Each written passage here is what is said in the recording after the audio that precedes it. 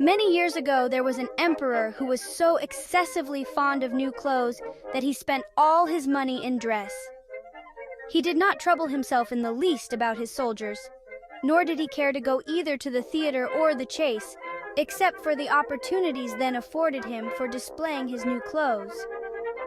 He had a different suit for each hour of the day, and as of any other king or emperor, one is accustomed to say he is sitting in council.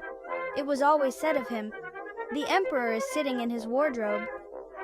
Time passed merrily in the large town which was his capital. Strangers arrived every day at the court. One day, two rogues, calling themselves weavers, made their appearance.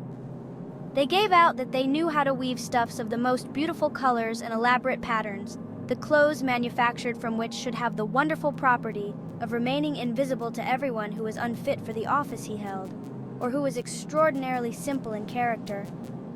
These must indeed be splendid clothes, thought the emperor. Had I such a suit, I might at once find out what men in my realms are unfit for their office, and also be able to distinguish the wise from the foolish. This stuff must be woven for me immediately, and he caused large sums of money to be given to both the weavers in order that they might begin their work directly. "I will send my faithful old minister to the weavers," said the emperor at last, after some deliberation. "He will be best able to see how the cloth looks, for he is a man of sense, and no one can be more suitable for his office than he is." So the faithful old minister went into the hall, where the knaves were working with all their might at their empty looms. "What can be the meaning of this?" thought the old man, opening his eyes very wide. "I cannot discover the least bit of thread on the looms." However, he did not express his thoughts aloud. The impostors requested him very courteously to be so good as to come nearer their looms, and then asked him whether the design pleased him, and whether the colors were not very beautiful, at the same time pointing to the empty frames. The emperor now sent another officer of his court to see how the men were getting on, and to ascertain whether the cloth would soon be ready. It was just the same with this gentleman as with the minister. He surveyed the looms on all sides, but could see nothing at all but the empty frames. "Does not the stuff appear as beautiful to you as it did to my lord the minister?" asked the impostors of the emperor's second ambassador, at the same time making the same gestures as before, and talking of the design and colors which were not there. "I certainly am not stupid," thought the messenger. "It must be that I am not fit for my good, profitable office. That is very odd. However, no one shall know anything about it." And accordingly he praised the stuff he could not see, and declared that he was delighted with both colors and patterns. And now the emperor himself wished to see the costly manufacture, while it was still in the loom.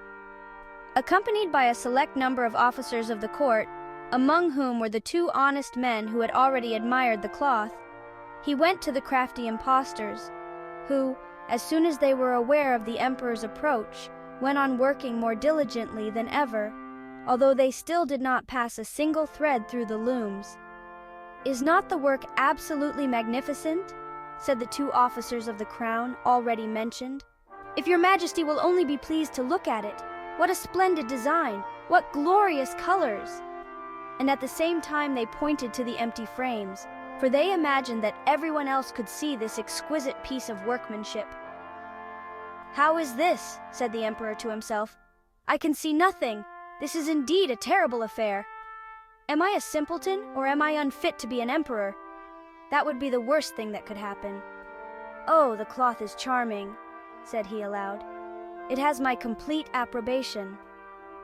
And he smiled most graciously, and looked closely at the empty looms, for on no account would he say that he could not see what two of the officers of his court had praised so much.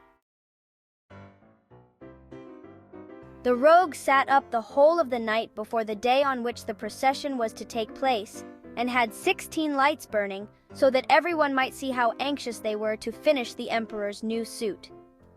They pretended to roll the cloth off the looms, cut the air with their scissors, and sewed with needles without any thread in them. "See!" cried they at last. "The emperor's new clothes are ready. And now the emperor, with all the grandees of his court, came to the weavers, and the rogues raised their arms, as if in the act of holding something up, saying, "Here are your majesty's trousers! Here is the scarf! Here is the mantle!"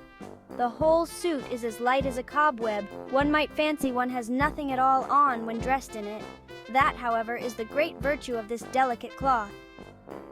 "Yes, indeed," said all the courtiers, although not one of them could see anything of this exquisite manufacture. "If your imperial majesty will be graciously pleased to take off your clothes, we will fit on the new suit in front of the looking-glass." The emperor was accordingly undressed, and the rogues pretended to array him in his new suit, the emperor turning round from side to side before the looking-glass. So now the emperor walked under his high canopy in the midst of the procession, through the streets of his capital, and all the people standing by and those at the windows cried out, "Oh, how beautiful are our emperor's new clothes!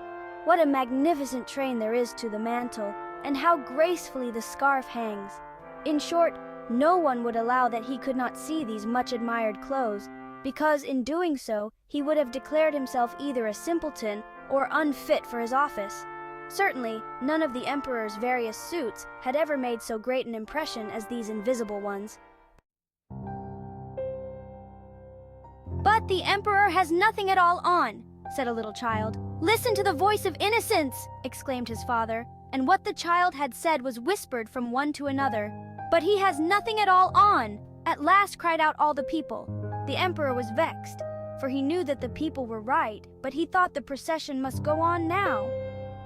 And the lords of the bedchamber took greater pains than ever to appear holding up a train, although in reality there was no train to hold.